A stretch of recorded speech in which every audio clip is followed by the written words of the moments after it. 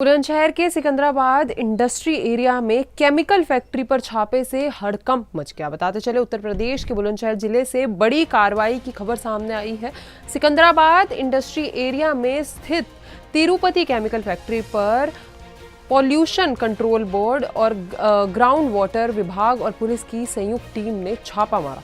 यह कार्रवाई केमिकल के अवैध भंडारण की शिकायत मिलने के बाद हुई। छापेमारी के दौरान फैक्ट्री परिसर से सल्फ्यूरिक एसिड और हाइड्रोक्लोरिक एसिड की भारी मात्रा बरामद की गई। ये दोनों केमिकल बेहद खतरनाक माने जाते हैं और इनका गलत तरीके से भंडारण लोगों की जान के लिए खतरा बन सकता है। पॉल्यूशन कंट्रोल बोर्ड के अधिकारियों ने बताया कि इन केमिकल्स के रिसाव से आसपास के इलाके में ग्राउंड वाटर प्रदूषित होने की आशंका है।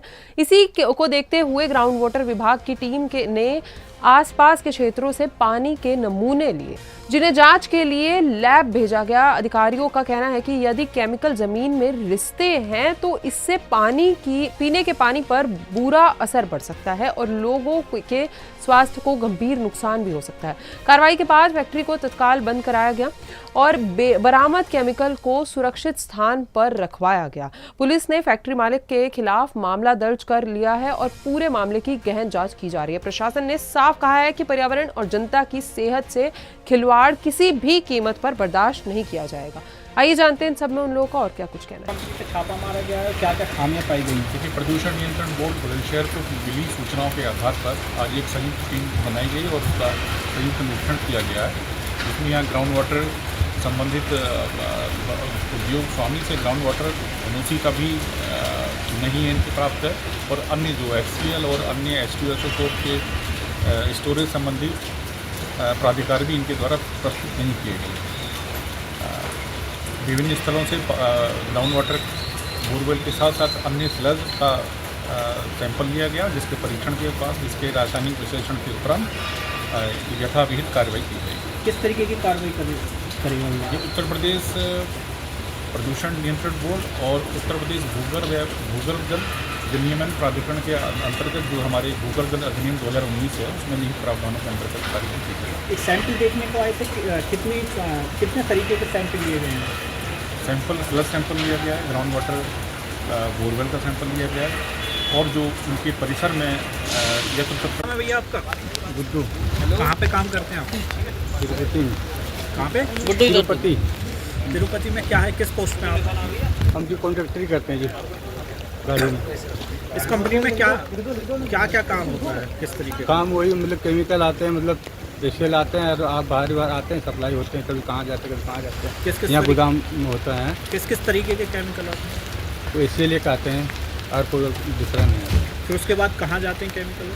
कंपनी में जाते हैं, जहाँ जहाँ मालिक ऑर्डर देता है वहाँ चले जाते हैं। कितनी क्वांटिटी में जाता है? क्वान्टिटी में कहीं 10 टन, कहीं 5 टन, कहीं 20 टन, जैसा ऑर्डर जहाँ जहाँ मिलता है वहाँ। अच्छा, ये ऐसी कोई कंपनी जहाँ तुम्हें नाम पता हो यहाँ से जाता नहीं है ना? हाँ रोल। पॉल्यूशन विभाग आज सिकंदराबाद में पहुंचा है, किस तरीके से कार्रवाई हुई है और कहाँ पर छापेमारी चल रही है? राजा रामपुर के निवासियों द्वारा लगातार शिकायतें प्राप्त हो रही थी, मौखिक रूप से और लिखित में भी शिकायतें प्राप्त हुई, जिसके क्रम में उत्तर प्रदेश प्रदूषण नियंत्रण बोर्ड में SP सिंह एवं रवि रंजन जी तथा Rahul Sharma ji ground water department Bulandshahr से एवं पुलिस प्रशासन चौकी प्रभारी जोखाबाद से हम लोगों ने संयुक्त रूप से अभियान चलाकर जांच के दौरान हमें एक फैक्ट्री फाइंड आउट हुई है, जिसका नाम इन्होंने KK केमिकल बताया है। साथ में तिरुपति करके पेपर भी दिखाए हैं, परंतु पेपर में जो उल्लेखित है उससे इतर इनके यहाँ H2SO4 एवं HCL की भारी मात्रा में 5-6 टैंकर भंडारित पाए हैं, जैसा आप देख भी रहे हैं।